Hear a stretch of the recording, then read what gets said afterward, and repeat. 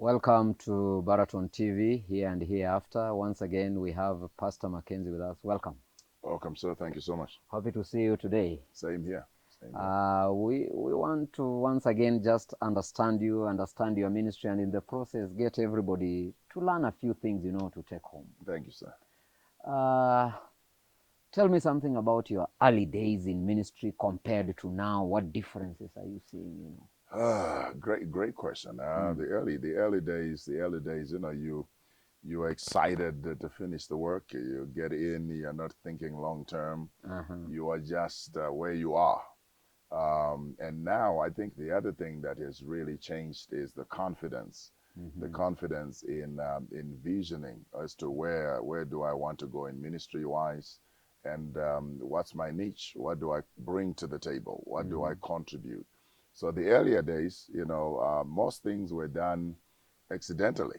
Okay. Yeah. So now, you know that you need mentors, you need other people to pour into you, and you also need other people to pour into. So that's the major thing. So experience has made a difference. A big one. A big difference. A big one. Yeah. So what are some of the places you've pastored in this while? Great question. I mean, there haven't been many places. Fortunately, it's been I've done a lot of churches in Africa. Okay. In Zimbabwe, in particular, and then the United States. Okay. Yes. All right. And what are some of the places you've done evangelism? I know you do a lot of evangelism. Man, evangelism is it flows in my bloodstream. I love it. I love to see the light come on in the face of a human being, because the hope of God is dropped there. I've done countries I've done evangelism. I mean, you're talking of here in Africa, continents, Africa, Europe, and Australia, and where else have I been? Of course, Africa. I said Africa already, yeah. And there's that day I caught up with you in Germany. You did something there. We did a 2 weeks crusade in Munich, Germany. It was an amazing experience. Yes, sir. Wow. No, we are very grateful. I know the first time also we got to know each other is when you came to do evangelism in Kenya. Yes. Yeah. Yes. And you've done a lot of work at the University of Eastern Africa, Baraton. Yes, sir. And broken a record. Oh, Lord. We have a culture where we don't call speakers more than once. I'm humbled.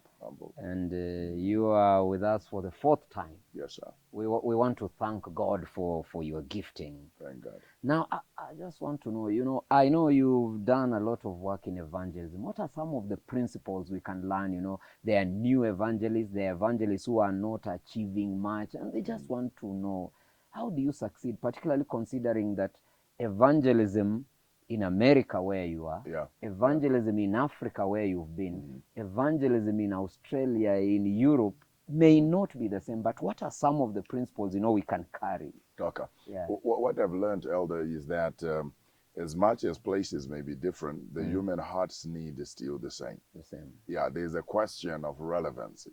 What you're telling me, how does this impact my life? Before, back to the earlier years and now, before it was an issue of getting the point across. Okay. Now it's an issue of building the whole being. The gospel is holistic, as you know. The head, the heart, and the hand. All of them are in there. So for me, the principles that I've seen is really, no matter what it is that you're teaching, no matter what doctrine you're teaching, it has to be practical. Okay. The person has to identify with it somewhere. And this is what Jesus used to do. So I just got something there that should not be missed, that in the earlier days, there is this interest just to pass the point. Yeah. We want to prove that the Sabbath is Saturday. That's it. And evangelism is done. 200 verses. 200 verses. Yeah.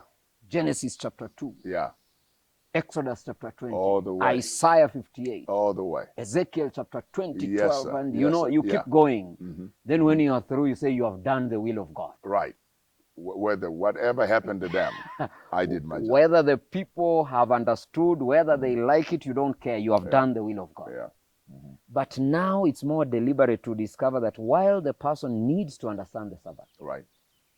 he also needs a blessing because he has a sick child. Right. Right. He also is struggling with a business that is coming up and needs support in that, being built up in the message. Yeah. so that the Yeah. message is holistic. It's holistic. And to add on to that, you know, for me, just in a nutshell, I think evangelism, one principle that I have in it is really empowering people to have a living, thriving relationship with God. So through it all the 28, wherever you come from, how does this empower me to have a relationship with God? Because everything is doable Yes. when you have it. And God wants a relationship, by the way. Yes. You know, not just a head knowledge of things. He wants you to experience Him in the process. So, you know, for me, it's practical. It has to be practical. It has to be relevant, and it has to be biblical, Elder. Where is it in the text? People want to know that. Biblical. Yeah, practical, relevant, and biblical. Yeah, where is it in the text? Yeah. Because I think many of us, we have it biblical. Yeah. We have the verses. Yeah, we have the verses. We can pull chapters from Spirit of Prophecy, Ellen G. White. But sometimes it's not relevant. And sometimes it's not practical. Yeah. It's not doable. Right.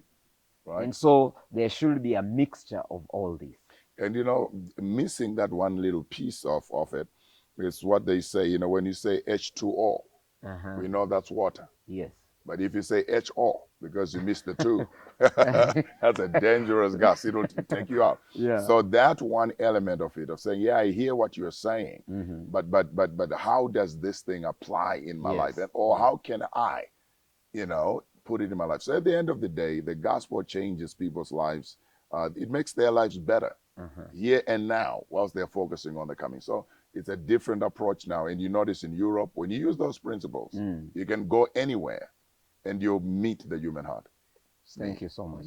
Now, let's say something about leadership. Yes, sir. For the length of time I've known you, you are also keen on issues of leadership. Yeah, extremely.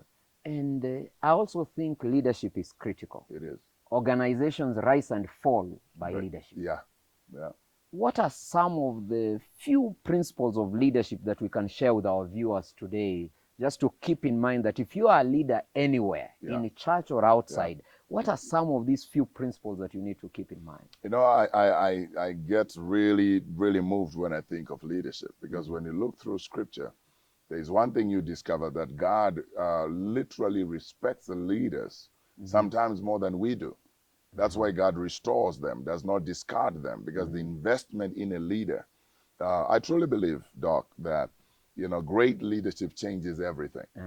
Yeah, it's amazing that you can have a soccer team that's failing, and then you just change the coach. And everything changes. And everything changes. So in other words now, so for me, the leader has an impact on the culture of the organization. Yeah, and that is very, very important. And empowering. Be a leader who sets people free to discover what it is that's already in them. And so that means that if there is a problem in the organization, the first place the finger should point is the leader. Elder, that's a yes, and even biblically. When God wanted to change things, guess what? He raised the leader. The leader, just the leader. One person, and the organization changes. You know, reading the Old Testament, you find that, and the king was evil, and Israel went away. Evil. Just one person. And when the king was righteous, everybody. Yeah. And so if there is one thing that needs to be twisted and changed, it's the leader. It's the leader. See, and then when we talk of leadership, you know, there's a difference between the leader and the leadership. The leadership is the process. The leader is the person. So people have started the process missing the main component of leadership, which is the leader. Yeah, the sheep part is how do we do the... And then here's where it is the kicker.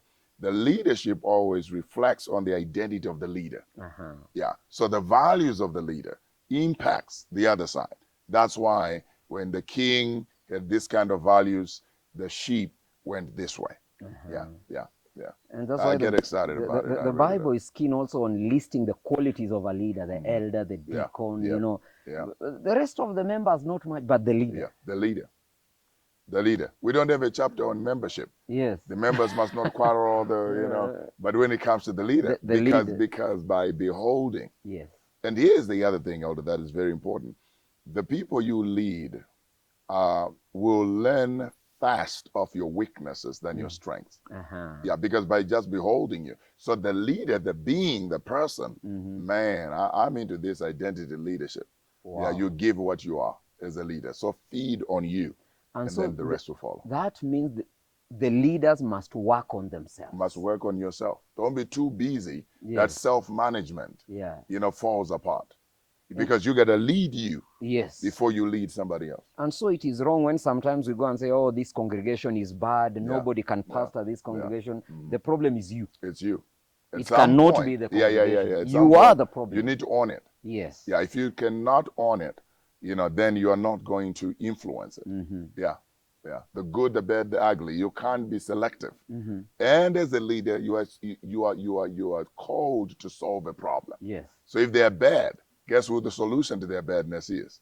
You, your values, how you're going to get it done. So leadership is hard, and at the same time, it is worth it and rewarding.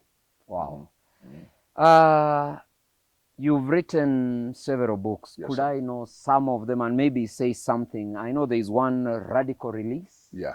This is about forgiveness. The total forgiveness. Yes, sir. Yeah. Radical Release. Radical release. Forgiveness. Yeah. Then, which other book? I do have one of, I'm really passionate about all three of them. There is Found People, Find People. Evangelism. Evangelism. I've seen that. And it's just an intentional personal evangelism. Yeah, man. You get better as a Christian, sharper as a Christian, as you share your faith. So it's a humble tool out of the years of evangelism that I've done that has been simplified so that members can use it on the marketplace, can use it anywhere. You can have a meeting of 14 days if someone is willing to give you 10 to 15 minutes a day. And then there's this other interesting book, Bad News. Yes. Won't change my mind. That's my first child. Bad news changes people. Yeah, it does.